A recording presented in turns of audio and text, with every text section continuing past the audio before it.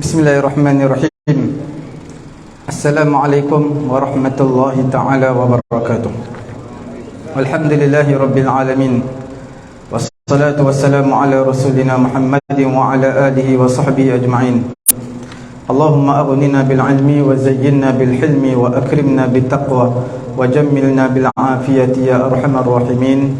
Rabbi shrah li sadri wa yassir li amri wahlul 'uqdatam min lisani yafqahu qawli.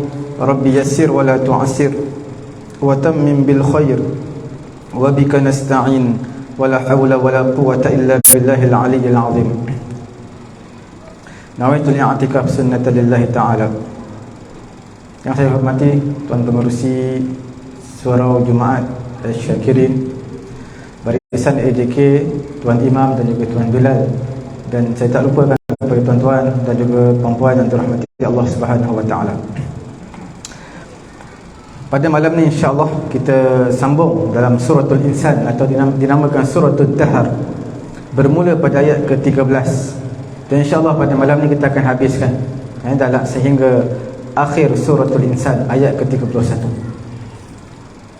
Kita lihat dalam ayat yang ke-13 sehinggalah ayat yang ke-18, kita lihat bagaimana tempat tinggal penghuni syurga, minuman mereka, khadam mereka, dan juga pakaian mereka. A'udzubillahi minasyaitonirrajim. Muttaqiina fiha 'alal araiki la yarawna fiha syamsan wala zamharira ودانية عليهم ظلالها وذللت قطوفها تذليلا ويطاف عليهم بآنية من فضة وأكواب كانت قوارير من فضة قدروها تقديرا ويسقون فيها كأسا كان مزاجها زنجبيلا عينا فيها تسمى سلسبيلا متكئين فيها على الأرائك. Pada ayat ke-13, penghuni syurga ini mereka bersandar di atas kursi mereka dalam syurga. La yarawna fiha syamsan wala zamharira. Mereka tidak melihat di mereka dalam syurga matahari, kerana dalam syurga tak panas, tak ada matahari. Wala zamharira, bila tak ada matahari bukanlah sejuk sangat. Wala zamharira, tidak panas sangat, tidak sejuk sangat. Ayat yang ke-14, wadaniyatan 'alaihim dhilaluha wa dhullilat qutufuha tadlila. Wadaniyatan 'alaihim dhilaluha, naungan pokok dalam syurga ini dekat kepada mereka. Wa dhullilat, ditundukkan naungan pokok tersebut kepada mereka. Qutufuha, supaya mereka mudah untuk petik, mengambil daripada pokok tersebut apa yang mereka nak. Ayat ke-15, wa yutafu alaihim bi aniyatin min fiddatin wa akwabin kanat qawarira. Wa yutafu alaihim, dikelilingi mereka bi aniyatin, dengan bekas-bekas, min fiddatin, daripada emas, wa akwabin, dan juga kub. Kub ni singular, plural dia adalah akwab, seperti piala, gelas seperti piala. Kanat qawarira, dia adalah kaca. Qawarir min fiddatin, kaca tersebut bukan kaca biasa, kaca daripada perak. Qaddaruha taqdira, yang mana mereka mengkadarkan dengan satu kadar. Banyak mana mereka nak minuman akan dikadarkan setakat itu, mana tak lebih tak kurang. Bila kita minum di kedai, kadang-kadang kita mengharapkan gelas besar tapi gelas kecil. Kadang-kadang kita minum satu kedai nak gelas kecil, tapi dia kata dah centralize, semua siapa yang order air buah memang besar tu, macam jam, memang terpaksa habiskan. Kalau tak, bazir. Dalam syurga kita boleh kadarkan berapa yang kita nak. wa yusqawna fiha ka'san kana mizajuha zanjabila. Mereka diberi minum di dalam syurga ka'san, satu gelas yang mana kana mizajuha zanjabila, campuran air tersebut dalam gelas itu adalah daripada zanjabil. Zanjabil ni apa? Pada ayat ke-18 menghuraikan aina fiha tusamma salsabila. Zanjabil ini adalah mata air di dalam syurga, dinamakan juga ia sebagai salsabila. Satu nama bagi dia. Pada ayat yang ke-19, itu semua cerita tentang nikmat penghuni syurga, makanan mereka, minuman mereka. Pada ayat yang ke-19 cerita nikmat syurga juga, cerita tentang khadam mereka, pakaian yang mereka pakai dalam syurga. Wa yatufu alaihim wildanun mukhalladun idza ra'aitahum hasibatahum lu'lu'an manthura. Akan mengelilingi mereka penghuni syurga ini. Siapa yang mengelilingi mereka? Wildanun mukhalladun, kanak-kanak yang mukhalladun, yang berkekalan muda, sentiasa muda, pelayan yang sentiasa muda. Idza ra'aitahum, apabila kamu melihat mereka, pelayan-pelayan ini, hasibatahum, kamu menyangka mereka ini adalah lu'lu'an mansura, satu permata yang bertebaran. Bila kamu lihat daripada jauh, punya handsome, semua pelayan-pelayan ni sentiasa muda, seolah-olah kamu lihat seperti permata-permata yang bertebaran sedang jatuh. Wa idza ra'aita thamma ra'aita na'iman wa mulkan kabira. Apabila kamu lihat thamma, kamu lihat di sana, ra'aita na'iman wa mulkan kabira, kamu melihat, bila kamu lihat seolah-olah manik-manik yang bertaburan, permata yang bertaburan kerana kecantikan pelayan-pelayan yang menghidangkan makanan, maka kamu, bila kamu melihat perkara tersebut, kamu akan melihat satu nikmat mulkan kabira, dan juga satu kerajaan yang besar. Bila kita pergi kedai pun macam itulah, kita lihat design dia, bentuk meja kerusi dia, kita akan rasa ini bukan kedai biasa ni. Aliyahum thiyabu sundusin khudrun wa istabraqa. Dan mereka memakai pakaian sundus, iaitu sutera. Sutera yang kasar bercampur sutera yang lembut. Khudrun, yang berwarna hijau.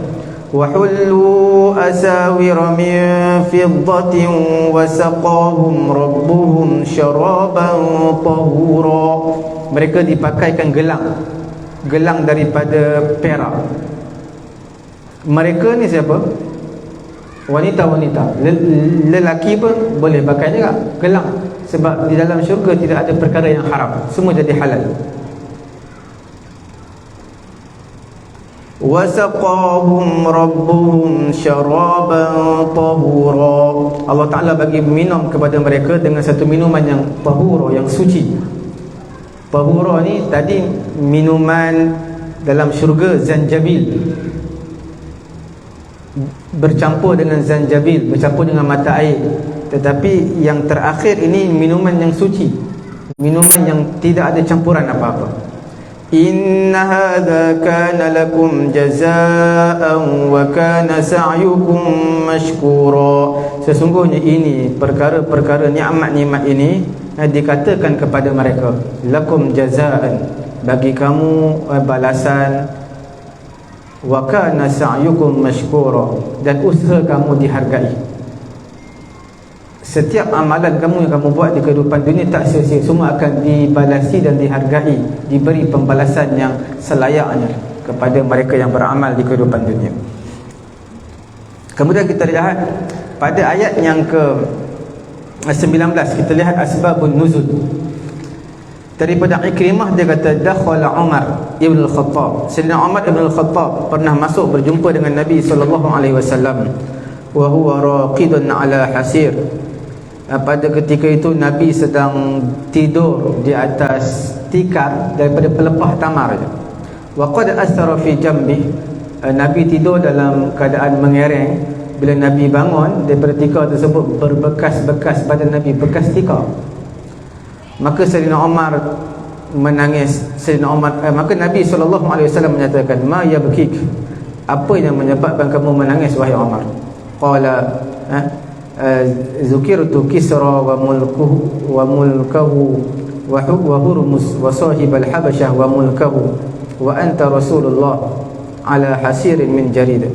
Aku diberitahu tentang bagaimana kerajaan Kisra, bagaimana kerajaan Hurmus, bagaimana Raja Habsyi, bagaimana kerajaan mereka begitu hebat, sedangkan kamu wahai Rasulullah, kamu adalah Rasulullah, tapi hanya berhamparkan tikar daripada pelepah tamar. Maka Nabi SAW terus menjawab, ama tarda anna lahum ad-dunya wa lana al-akhirah, tidakkah kamu suka bagi mereka dunia, bagi kami akhirat? Mereka dunia nak ambil banyak mana, tak apalah, silakan. Bagi kita, kita ada kehidupan selepas ni, kehidupan akhirat.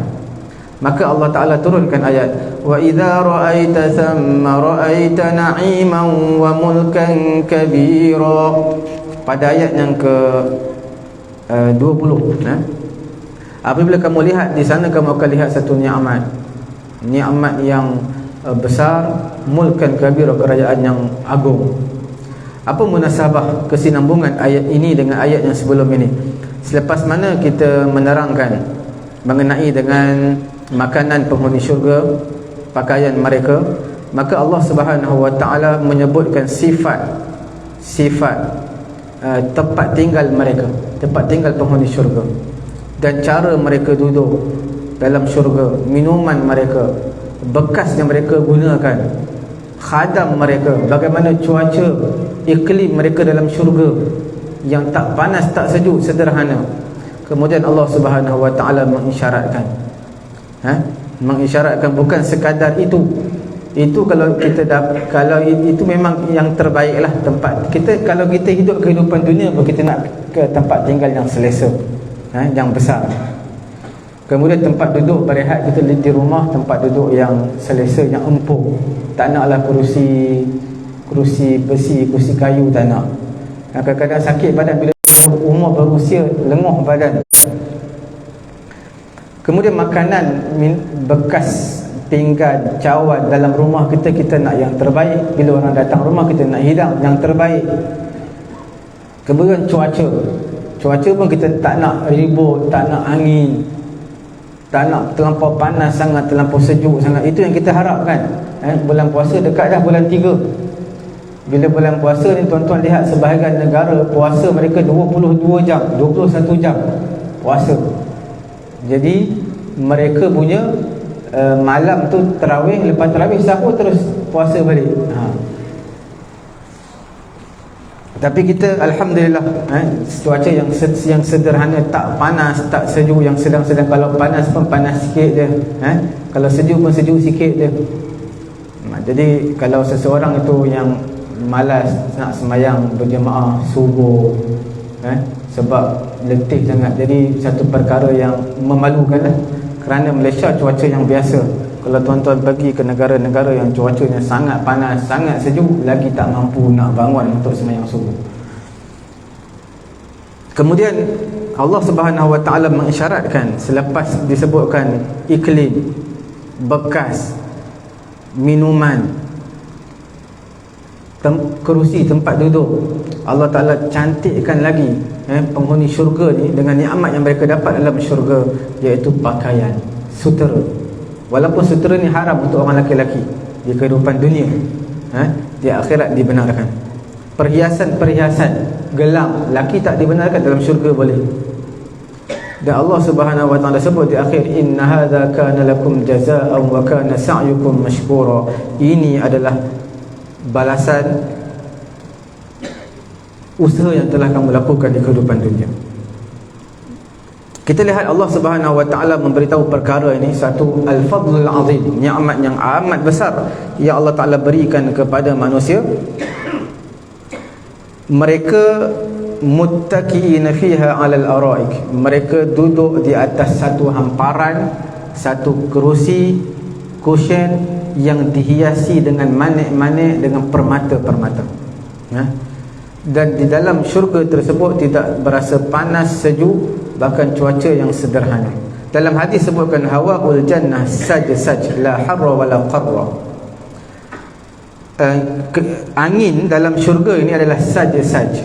Saj-saj ini adalah satu seperti cuaca di antara terbit matahari, terbit fajar sampai terbit matahari. Mana di antara cuaca dalam syurga ni seperti azan subuh sampailah waktu syuruk. Itu cuaca dalam syurga, saj-saj. Dalam hadis sebut. Mana bila cuaca tu, cuaca kita panggil dalam waktu yang sangat hening, yang tenang. Waktu itulah selalunya kita nak hafal surah-surah pilihan pun mudah masuk. Kita nak buat apa-apa pun senang. Sebab minda kita masih fresh pagi.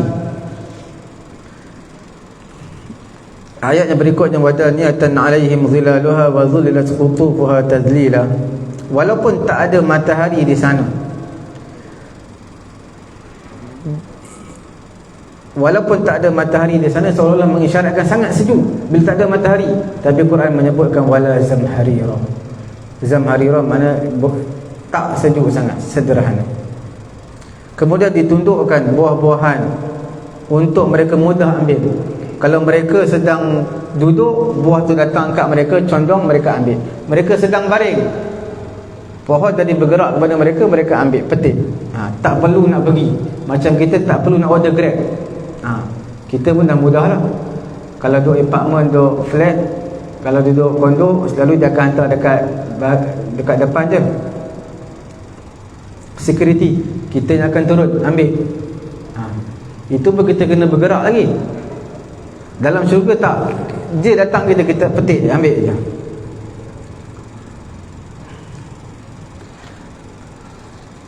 Cuma dalam ayat wadaniyatan 'alaihim zilaluha, zilal ini dalam bahasanya disebut sebagai zilal ni plural tau, jamak plural. Singular adalah zillun. Zillun ni kita panggil apa? Shadow, bayangan, bayang-bayang. Itu dari sudut lughah bahasa. Tapi dalam ayat ini, zilal ini bukan bermaksud bayangan, bukan bermaksud bayang-bayang, bukan bermaksud naungan, tetapi dia bermaksud ad-daw an-nuran, cahaya yang khusus yang Allah Ta'ala berikan. La syamsa hunak, tidak ada matahari tapi ada cahaya. Datang mana? Kita ada cahaya sebab ada matahari. Kalau tak ada matahari, gelap dunia ni. Dekat syurga tak ada matahari tapi ada cahaya. Itu dipanggil zilaluha. Kemudian Allah Subhanahu Wa Ta'ala beritahu minuman penghuni syurga, bekas penghuni syurga yang mereka minum. Kita lihat akwab ini plural daripada kubun. Akwab ataupun kub, satu cawan ataupun gelas yang ada macam telinga cepat pegang lah, tempat pegang lah. Itu dipanggil sebagai kub ataupun akwab. Cawan ataupun gelas tadi daripada perak. Bila mana berkumpul cawan yang mana dia tu putih perak, jernih, nampak seolah-olah ia seperti kaca. Wahiyya az-zujaj fajtama'a laha bayadul fiddah wa safa'ul qawarir. Bila mana berkumpul putihnya perak tadi dan jernih dia, seperti jernih dia kerana dia adalah kaca. Jadi bercampur, kaca yang jernih bercampur dengan perak yang berwarna putih. Bila perak berwarna putih campur dengan kaca, apa akan jadi? Dia jernih, nampak isi dalam tu gelas ni. Daripada luar kita nampak. Dan qaddaruha taqdira, kita boleh kadarkan berapa kita nak. Dia takkan lebih, takkan kurang.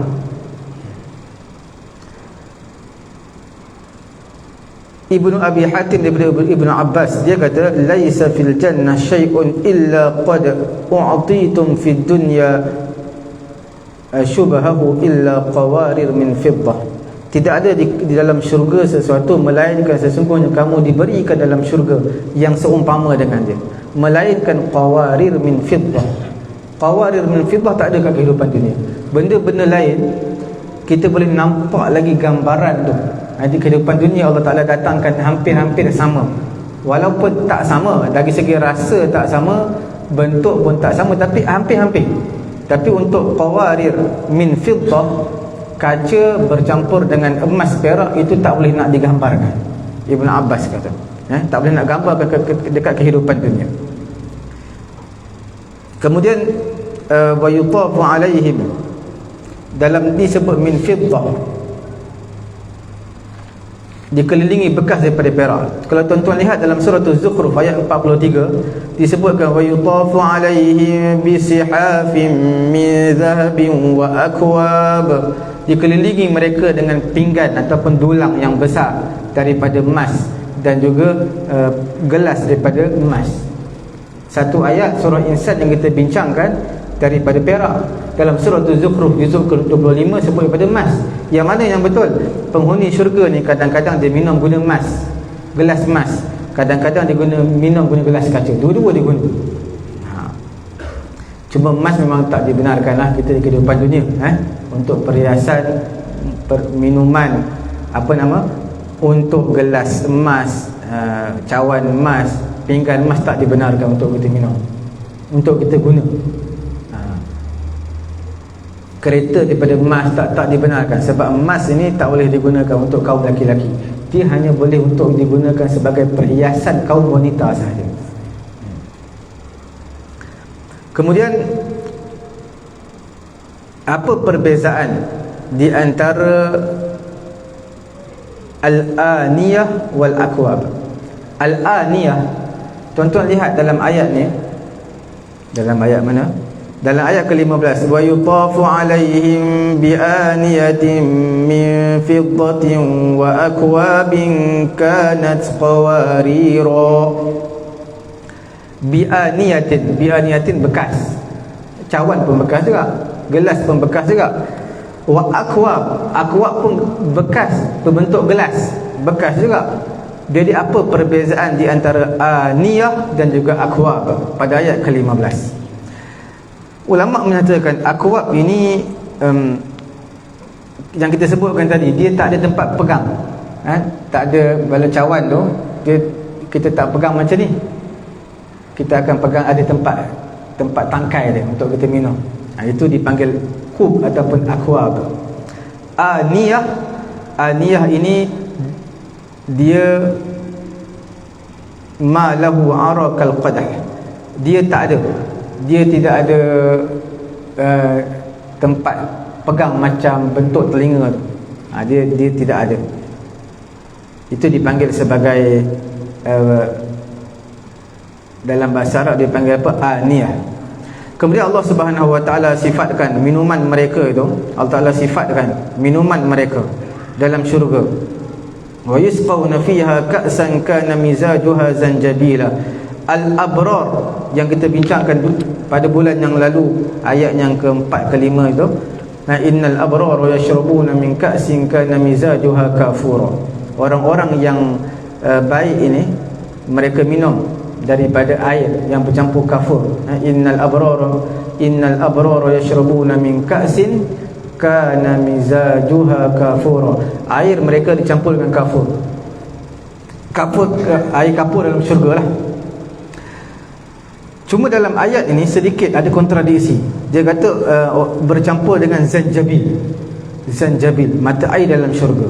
Sekejap kata bercampur dengan kafur dalam syurga, sekejap kata bercampur dengan zanjabil. Zanjabil ini kalau terjemah bahasa Melayu dipanggil apa? Halia. Tapi dalam ayat ni bukan masuk halia lah, mata air dalam syurga. Dalam satu surah pun dah berlaku kontradiksi antara satu ayat dengan ayat yang lain. Kata orang yang baik, al-abrar, minum air dalam syurga bercampur dengan kapur. Satu lagi kata bercampur dengan zanjabil. Jadi ulama menyatakan kadang-kadang mereka campur dengan zanjabil. Bila bercampur dengan zanjabil itu untuk air yang agak panas sikit, air suam-suam sikit.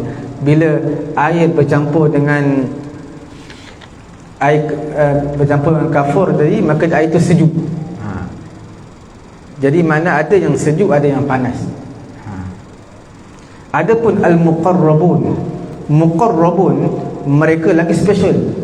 Al-muqarrabun mereka ni minum daripada kedua-duanya, sama ada air kafur, air dalam bekas yang tidak dicampurkan, tak dicampurkan dengan kafur pun tidak, dengan zanjabil pun tidak. Mereka lagi hebat, lagi special. Ainan fiha tusamma salsabila. Sebab apa dinamakan salsabil? Salsabila, diberi minum daripada mata air dalam syurga. Mata air tersebut dinamakan salsabila. Sebab apa dinamakan salsabila? Adalah dinamakan dengan salsabila kerana salah satu ma'iha, kerana air dia amat nipis, amat halus air dia. Mudah untuk mengalir. Kalau kita minum mata air dalam syurga, dia mudah untuk mengalir. Dia tidak berat, air dia ringan dan halus. Mudah untuk melepasi halqum. Dan ulama menyatakan salsabil ini, mengenai salsabil kita tak dengar air salsabil melainkan hanya disebut dalam Quran saja. Dekat dunia tak ada. Ibnu Abbas menyatakan wa kullu ma zakarallahu fil Quran mimma fil jannah falaysa minhu fid dunya illa al-ism. Setiap apa yang Allah Taala sebutkan dalam Quran, apa yang terdapat dalam syurga, tiadalah daripadanya di kehidupan dunia melainkan nama saja. Contohnya kita kata buah pisang. Jadi dekat syurga pun ada buah pisang, tapi hanya tinggal nama. Buah dia bentuk lain lah. Walaupun hampir sama tapi lain.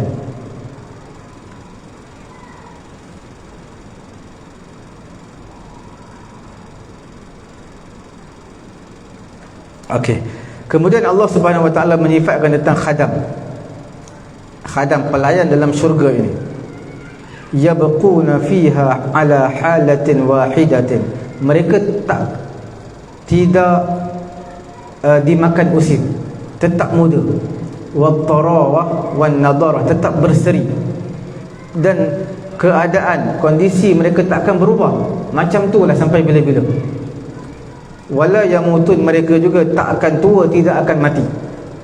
Apabila kamu lihat mereka, mereka bertebaran dalam menyempurnakan hajat penghuni-penghuni syurga untuk bagi edarkan makanan, minuman. Kamu lihat mereka ini punya handsome mereka, cantiknya pakaian mereka, cantiknya perhiasan mereka. Kamu lihat seolah-olah permata-permata yang sedang jatuh bertaburan.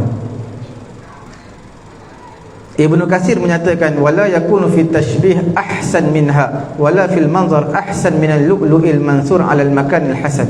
Tidak ada kita nak tashbihkan, nak samakan yang lebih cantik berbanding ini. Tidak ada penglihatan yang lebih baik berbanding permata-permata yang jatuh bertaburan pada tempat yang cantik, tempat yang terbaik. Tuan-tuan, kalau lihat dalam ayat ini disebutkan lu'lu'an mansura.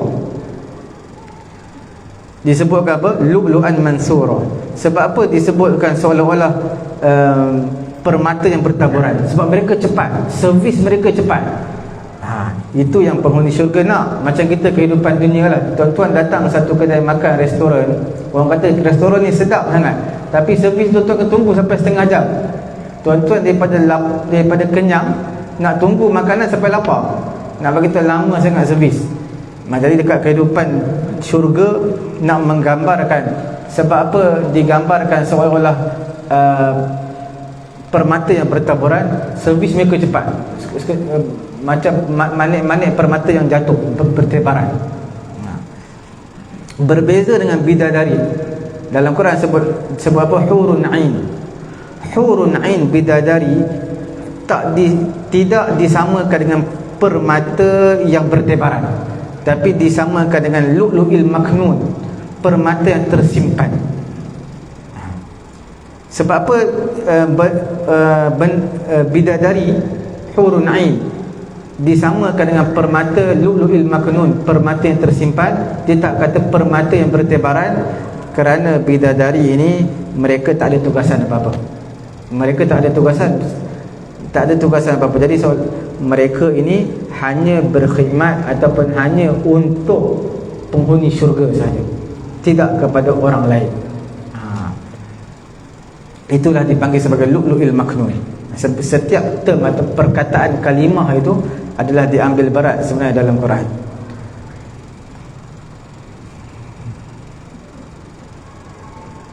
Kemudian kita lihat Allah Subhanahu Wa Taala sifatkan pakaian mereka. Allah Taala sifatkan pakaian mereka, perhiasan mereka. Aliyahum thiyabu sundusin khudrun wa istabraqa wa hullu asawira min fiddatin wa saqahum rabbuhum syaraban tahura. Pakaian mereka pakaian sutera, dan dipakaikan gelang daripada perak. Dalam ayat yang lain, yuhallawna fiha min asawira min zahab, mereka penghuni syurga dipakaikan gelang daripada emas. Dalam suratul Kahfi, tuan-tuan baca yuhallawna fiha min asawira min zahab, dalam suratul Kahfi ayat ke-18. Dalam suratul Fatir pun sama disebut, dipakai gelang daripada emas. Ini pada kontradiksi. Cara nak menyelesaikan dia sama juga jawapan macam tadi. Penghuni syurga kadang-kadang diberi gelang emas, diberi pakai gelang emas, kadang-kadang diberi pakai gelang perak. Kemudian Allah Subhanahu Wa Taala sebutkan minuman yang lain untuk penghuni syurga yang tidak dicampur dengan kafur, tidak dicampur dengan zanjabil. Dia minuman yang asal, yang mata air yang asal, yang tak dicampur dengan apa-apa. Allah Ta'ala menyebutkan aliyahum thiyabu sundusin khudrun wa istabraqa wa hullu asawira min fiddatin wa saqahum rabbuhum. Allah Ta'ala beri minum kepada mereka syaraban tahura, minuman yang suci. Apa minuman yang suci? Minuman yang tidak seperti yang sebelum ini, yang dicampur dengan kafur ataupun zanjabil. Dia adalah menyucikan batin mereka daripada sifat hasad, sifat dengki, sifat khianat, sifat busuk hati. Semua hilang, akhlak-akhlak yang buruk semua hilang. Manusia ni bila kehidupan dunia tak akan terlepaslah, sifat dengki mesti ada, busuk hati semua ada, cuma sama ada kecil atau besar, kita boleh kontrol ataupun tidak ada. Jadi dalam ayat ini Allah Ta'ala nak beritahu, Allah Ta'ala beri minum air syaraban tahura, air yang suci sebagai simbolik, membersihkan segala yang ada dalam batin-batin kamu ini. Hasad, dengki, akhlak buruk semuanya akan hilang. Seperti mana diriwayatkan oleh Sayyidina Ali karamallahu wajhah. At-tahur adalah sirah mubalaghah. Kalau air bersih dipanggil ma'un tahirun, air yang suci yang bersih. Kalau ma'un tahurun, air yang tersangat suci dan bersih. Itu terjemahan dia lah. Mana air tersebut dia punya tersangat suci, air tersebut tak akan jadi najis dan tidak akan jadi kotor. Secara tabiatnya tak akan kotor, tak akan najis. Air ni kalau kita biar lama dalam kolah ke, dalam bekas ke, lama-lama dia akan lendir-lendir juga bekas-bekas tu, air tu dia akan, warna akan berubah. Tapi air ini dalam syurga tak akan berubah dan tidak akan ada apa-apa najis ke atas air tersebut. Walakinnaha tarshah irqan min abdanihim. Penghuni syurga banyak minum air ni, mereka tak kencing ke, tak buang air. Dalam syurga tak ada istilah buang air kecil, buang air besar. Sebab orang yang ditimpa dengan orang yang cuci buah pinggang pun mereka tidak apa, kencing juga. Kalau kencing pun mungkin sikit sangat. Tapi itu sebab mereka ada penyakit. Ini bukan penyakit, mereka memang tak ada penyakit. Penghuni syurga minum banyak tapi tak kencing, akan keluar air seperti peluh daripada badan mereka. Tapi peluh bukan peluh kita kat dunia ni, peluh dengan daki, dengan bau, tak. Dia peluh tadi keluar daripada rongga-rongga bulu badan kita, dan bau dia seperti bau kasturi. Abu Qilabah dan juga Ibrahim An-Nakhai menyatakan yu'tuna bit-ta'am, penghuni syurga diberikan makanan, fa idza kana akhiruhu qutu bisyarab. Bila mana lepas makan minum semua, maka last sekali diberi air yang suci, air mata air tak dicampur dengan apa-apa. Jadi macam kita kata bilas mulut lah, last sekali minum. Mungkin kita macam kita lah minum kopi, minum teh semua, last sekali kita minum dengan air kosong, bilas last sekali. Kemudian Allah Ta'ala menghargai, memberi tahu sebab apa nikmat terlampau besar untuk yang diberikan untuk penghuni syurga. Inna hadza kana lakum jazaan wa kana sa'yukum mashkura. Balasan, penghargaan, appreciate yang Allah Ta'ala berikan kepada mereka di atas amalan yang mereka lakukan di kehidupan dunia. Dalam ayat yang lain pun Allah Ta'ala disebutkan kulu washrabu hani'an bima aslaftum fil ayyamil khaliyah, dalam suratul Haqqah ayat ke-69, wa nudu an tilkumul jannatu uristumuha bima kuntum ta'malun. Disuruh penghuni syurga, inilah syurga untuk kamu yang diwariskan untuk kamu dengan sebab kamu bersusah payah di kehidupan dunia. Dalam suratul A'raf ayat yang ke-7. Ayat dalam suratul, bukan suratul A'raf ni, dalam suratul Zukhruf. Dalam surah Az-Zukhruf. Okey. Sempat lagi sikit. Kita lihat pada ayat ke-20, ayat berapa ni? 23 ni. Ayat 23 sampai 31. Menceritakan tentang situasi keadaan orang-orang yang taat dan juga orang-orang yang melampaui batas di kalangan orang-orang musyrikin di kehidupan dunia. Inna nahnu nazzalna 'alaikal qur'ana tanzila. Sesungguhnya kami telah turunkan kepada kamu wahai Muhammad Quran dengan satu penurunan, tanzila. Turun tersebut turun kepada Nabi secara berperingkat-peringkat, tanzila. Nazzala yunazzilu tanzil, berperingkat-peringkat selama 23 tahun. Fasbir li hukmi rabbika wa la tuti' minhum athiman aw kafura. Kamu bersabarlah wahai Muhammad kerana hukum daripada Tuhan kamu. Jangan kamu taat kepada athiman, orang yang berdosa. Jangan kamu taat kepada orang yang kufur, orang yang kafir. Kamu bersabar. Sebagai ayat ini satu motivate kepada Nabi. Sebelum daripada itu, kita lihat dari asbabun nuzul pada ayat yang ke-24 ini, daripada Qatadah telah sampai hadis kepada beliau bahawasanya Abu Jahal, dia pernah berkata, la in ra'aitu Muhammadan yusalli la ata'anna unuqah. Kalau sekiranya aku melihat Muhammad sembahyang, maka pasti aku akan pijak tengkok dia. Maka Allah Ta'ala turun ayat ni, wala tuti' minhum athiman aw kafura. Jangan kamu takut, jangan kamu taat kepada mereka ni. Apa munasabah ayat ni dengan ayat sebelum ini? Selepas menceritakan keadaan orang-orang kafir, orang-orang beriman di kehidupan akhirat, Allah Subhanahu Wa Ta'ala menguatkan Rasul, iaitu memberi kekuatan, memberi motivate kepada Nabi, membuka ruang dada Nabi, bagi rasa lapang dada Nabi, dengan sebab apa yang mereka nisbahkan kepada Nabi ini. Mereka kata Nabi ini tukang nujum, Nabi ini tukang sihir. Maka Allah Ta'ala memberi kata-kata motivate kepada Nabi, fasbir li hukmi rabbik wala tuti' minhum athiman aw kafura. Maka Allah Subhanahu Wa Ta'ala menyebutkan yang demikian adalah wahyu daripada Allah. Ayat-ayat Quran yang Nabi bacakan bukan daripada Nabi, wahyu daripada Allah. Maka Allah Ta'ala perintahkan kepada Nabi sabar di atas ujian, sabar di atas apa yang dilontarkan oleh orang-orang musyrikin. Kemudian Allah Ta'ala sebutkan di akhir surah ini mengenai dengan perihal dua puak di kehidupan dunia ini. Allah Ta'ala dahulukan menerangkan cerita keadaan orang-orang yang taat kepada Allah dan taat kepada Rasul. Kemudian barulah Allah Ta'ala cerita perihal orang-orang kafir, yang orang-orang derhaka kepada Allah dan juga Rasul. Kita lihat Allah Subhanahu Wa Ta'ala menyatakan, inna nahnu nazzalna 'alaikal qur'ana tanzila. Kami turunkan kepada kamu wahai Muhammad 23 tahun Quran turun kepada kamu. Quran turun dari Lauh Mahfuz sampai ke Baitul Izzah, langit dunia sekaligus. turun kepada Nabi mengikut soalan manusia tanya kepada Nabi, mengikut peristiwa-peristiwa yang berlaku semua selama 23 tahun. 23 tahun kita bahagikan 10 dengan 13. 10 ketika mana Nabi berada di Madinah, 13 tahun Nabi berada di Makkahul Mukarramah. Semua 23 tahun. Sebab Nabi, umur Nabi menjadi Nabi 40 tahun, Nabi wafat umurnya 63 tahun. 63 tolak 40 adalah 23 tahun.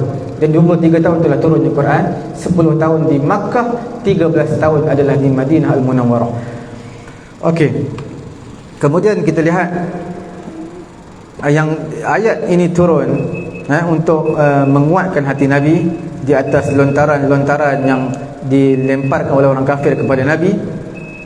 Dan Allah Ta'ala beri motivate, kata bagi tahu mereka semuanya, semua ini adalah wahyu daripada Allah, bukan daripada kamu wahai Muhammad. Selepas mana diterangkan muqaddimah pendahuluan ini, inna nahnu nazzalna alaikal qur'ana tanzila, kami yang turunkan Quran berperingkat-peringkat. Kemudian datang perintah Allah, sabar dan jangan taat kepada orang-orang kafir. Fasbir li hukmi rabbika wa la tuti' minhum athiman aw kafura.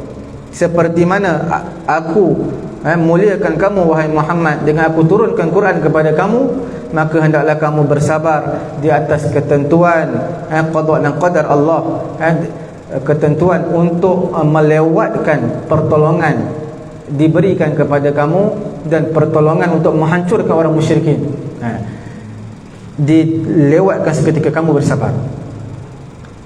Semua itu ada hikmah daripada Allah supaya mereka diberi peluang untuk bertaubat. Kemudian yang seterusnya, kamu bersabarlah dalam menyampaikan risalah dakwah yang Allah wahyukan kepada kamu. Jangan kamu taat kepada seorang pun di kalangan orang kafir, orang musyrikin dan juga orang munafiqin. Kemudian kita lihat contohnya, diberi contoh asiman. Jangan kamu taat kepada orang yang berdosa. Ulama tafsir menyebutkan asiman, orang yang berdosa di sini adalah Utsbah bin Rabi'ah. Utsbah bin Rabi'ah, dia adalah jenis manusia yang membuat pelbagai jenis kefasikan. Diriwayatkan bahawa dia pernah berkata kepada Nabi, irji' an hadzal amr, kamu pulanglah wahai Rasulullah, hatta uzawwijuka waladi, sehingga aku nak kahwinkan kamu dengan anak aku. Fa inni min ajmali Quraisy waladan, kalau ikutkan bangsa Quraisy, anak yang paling cantik anak aku. Kalau kamu nak aku kahwinkan kamu, hentikan dakwah, tinggalkan dakwah, aku bagi perempuan kepada kamu. Itu Utsbah bin Rabi'ah. Dia nak tutup mulut Nabi supaya jangan sampaikan dakwah. Quran kata fasbir li hukmi rabbika wa la tuti' minhum athiman. Ini orang yang berdosa, berbagai jenis lagi kefasikan yang dia buat. Kemudian kafur, orang yang banyak kufur ini, yang melakukan kekufuran, ulama tafsir kata adalah Walid bin Mughirah. Walid bin Mughirah ni adalah sinilah orang yang pakar dalam bidang bahasa sastrawan, yang Walid bin Mughirah. Dia faham Quran turun, dia faham isi Quran semua, dia faham. Masalah dia tak nak masuk Islam. Dia tak dapat hidayah. Dia ini syadidus syakimati fil kufur. Dia punya mendalam kekufuran dia, tegar dengan kekufuran.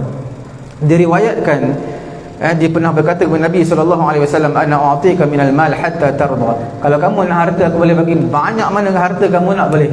Kamu nak banyak mana, aku bagi. Yang penting tutup kes dakwah, tak adalah sampai dakwah.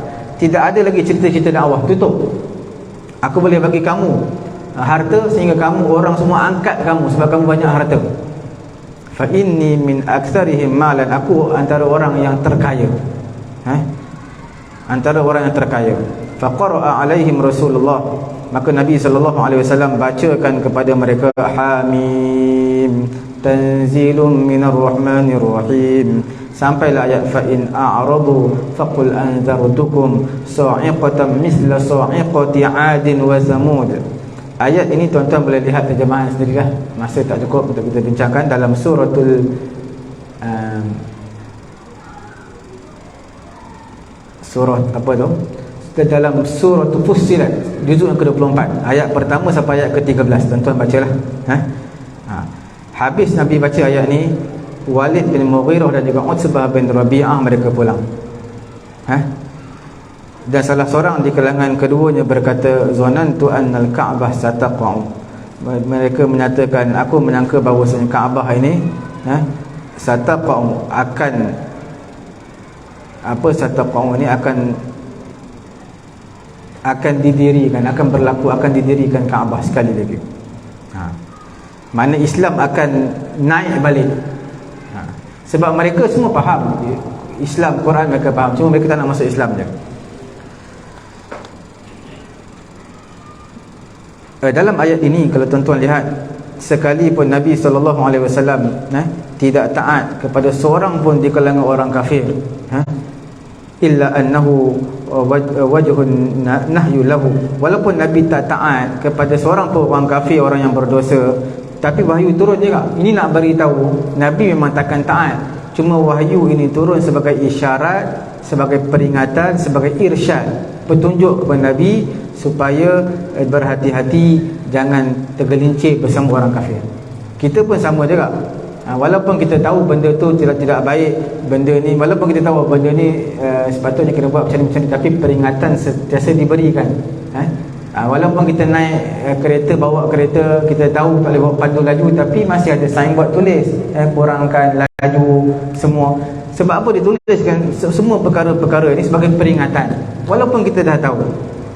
Begitu juga Quran, walaupun Nabi memang takkan taat kepada orang kafir, takkan tunduk kepada orang kafir, tapi Quran turun juga memberi irsyad, memberi tambih, peringatan kepada Nabi supaya jangan tergelincir bersama dengan orang-orang kafir.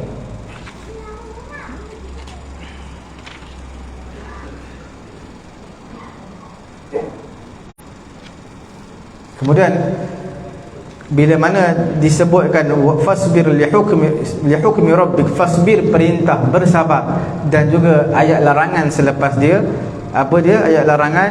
Jangan kamu taat. Perintah disusuli dengan larangan daripada Allah. Kemudian pada ayat berikutnya, wazkurisma rabbika bukratan wa asila, kamu sebutlah nama Tuhan kamu siang dan juga malam. Ada kata ini adalah untuk sembahyang tahajud waktu malam, banyakkan solat. Ada yang kata ini maksudnya sembahyang malam, maghrib isyak, subuh sampai sembahyang malam. Kemudian wa minal laili fasjud lahu, bukan wazkurisma rabbika bukratan wa asila, kamu sebutlah nama Tuhan kamu bukratan wa asila, petang dan juga pagi. Petang dan pagi ni adalah subuh, zuhur, asar, sembahyang fardu. Ataupun ulama menyatakan bukratan wa asila, zikirlah, sebutlah nama Tuhan kamu waktu pagi dan juga waktu petang, selepas subuh, selepas asar, sebab tak ada sembahyang sunat, waktu berzikir. Ada ulama kata wazkurisma rabbik, sebutlah Tuhan kamu, tu maksudnya sembahyang. Ayat selepas dia wa minal laili fasjud lahu, daripada sebahagian malam, fasjud lahu, kamu sujudlah kepada Allah, makna sembahyang tahajud. Wasabbihu lailan tawila, dan kamu bertasbihlah kepada Allah pada waktu malam yang panjang. Malam kita berzikir, bermunajat kepada Allah. Ada yang ulama menyatakan wasabbihu lailan tawila, itu adalah daripada malam sembahyang maghrib dan juga isyak. Subuh, zuhur, asar, wazkurisma rabbika bukratan wa asila, wa minal laili fasjud lahu, wasabbihu lailan tawila, dan maghrib dan juga isyak. Kemudian kita ringkaskan pada ayat yang berikutnya, nahnu khalaqnahum wa shaddadna asra, ayat inna haula'i yuhibbuna al-ajilata wa inna haula'i yuhibbuna al-ajilata wa yadharuna wara'ahum yawman thaqila, sesungguhnya mereka ini, mereka yang sukakan habuan dunia, al-ajilah, segera, dan mereka tinggalkan belakang mereka membelakangkan akhirat, yauman thaqila, mereka ini membiarkan di belakang mereka satu hari yang berat. Kehidupan akhirat mereka abaikan, mereka ikut kehendak nafsu mereka, syahwat mereka. Sebab apa dinamakan yauman thaqila, hari yang berat? Kerana hari akhirat ni penuh kengerian dan juga penuh kedahsyatan. Sebab itu dinamakan yauman thaqila, hari yang berat. Nahnu khalaqnahum wa shaddadna asrahum wa idza syi'na baddalna amsalahum tabdila. Kami menciptakan mereka, kami kuatkan anggota-anggota badan atau sendi-sendi mereka dengan adanya urat, adanya tulang pada tubuh badan manusia. Wa idza syi'na baddalna amsalahum tabdila. Kalau kami nak, kalau mereka degil sangat tak nak taat kepada Allah, kami boleh saja ubah, tukar mereka dengan umat lain, ganti mereka dengan umat yang lain. Inna hadhihi tadhkiratun faman syaa'a ittakhadha ila rabbih sabila. Sesungguhnya inilah tazkirah, peringatan. Faman syaa'a ittakhadha ila rabbih sabila. Siapa yang nak, maka dia ambil satu jalan untuk mendekatkan diri kepada Allah Subhanahu wa taala. Wa ma tasyauna illa an yasha Allah, innallaha kana aliman hakima. Dan tidaklah kamu kehendaki melainkan apa yang Allah Taala kehendaki. Sesungguhnya Allah Taala itu Maha mengetahui lagi Maha bijaksana.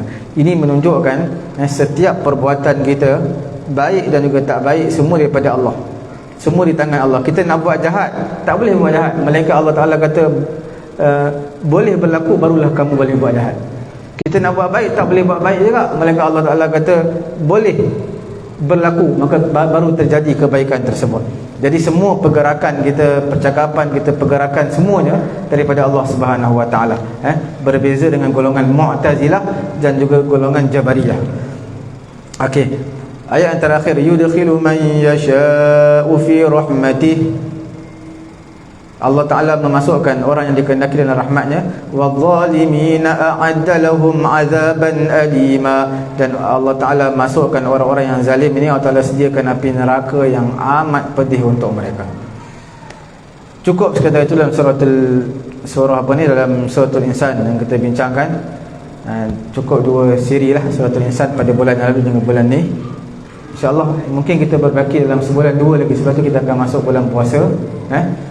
Mungkin lepas ni saya tak, mungkin ada cadangan pada tuan-tuan. Selepas ni surah apa yang kita nak bincangkan pada bulan yang akan datang. Mungkin surah yang pendek, tak perlu surah panjang-panjang.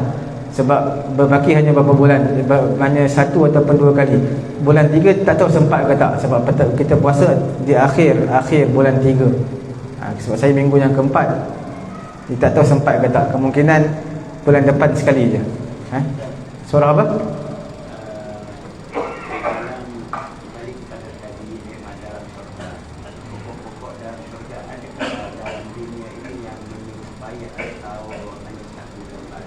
Apa dia tu sekali lagi?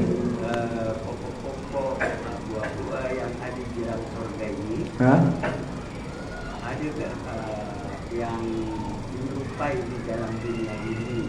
Yang menyerupai dalam dunia. Seperti di dalam surat Al-Waqi'ah, di sisi makhluk pada imam tadi apa maksudnya itu?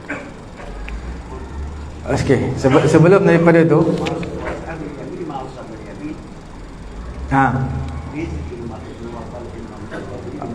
okey, sebelum daripada tu saya nak tengok dalam surah Al-Baqarah ayat ke-25, ada disebutkan kullama ruziqu minha min samaratin rizqan qalu hadzal ladzi ruziqna min qabl. Setiap kali, ayat ke-25 suratul Al-Baqarah, muka surat yang ke-5, setiap kali mereka diberi rezeki dalam syurga daripada buah, mereka kata ini buah macam sebelum ni punya, macam di kehidupan dunia. Wa utu bihi mutasyabiha. Quran kata diberi macam sama, hampir sama buah kehidupan dunia dengan buah di kehidupan akhirat. Dia macamnya sama, tapi sebenarnya tidak sama dari segi rasa dan juga bentuknya. Dalam surah Al-Waqi'ah ayat berapa tadi? Apa dia? 23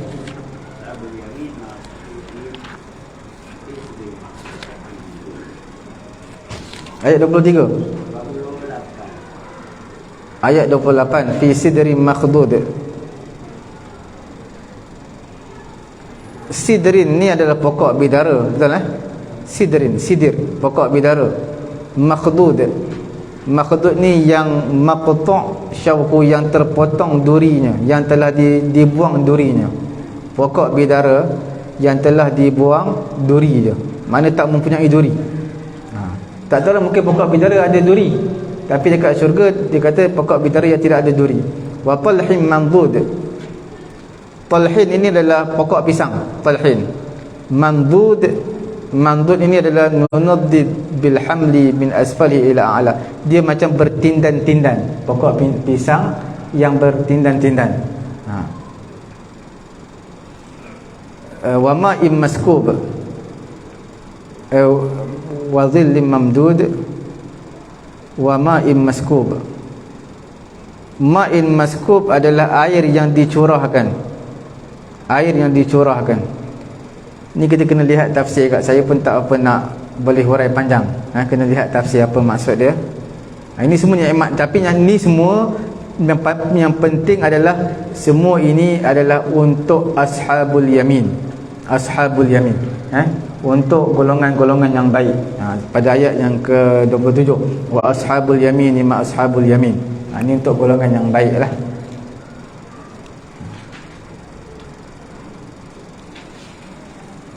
Okey.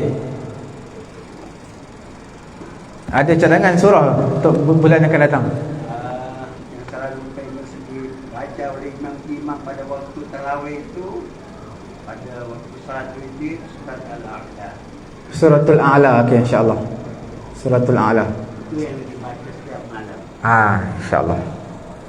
Cukup sekadar terus, semoga Allah beri kefahaman kepada kita. Subhanallahumma wa bihamdihi, subhanakallahumma wa bihamdika, asyhadu an la ilaha illa anta, astaghfiruka wa atubu ilaik.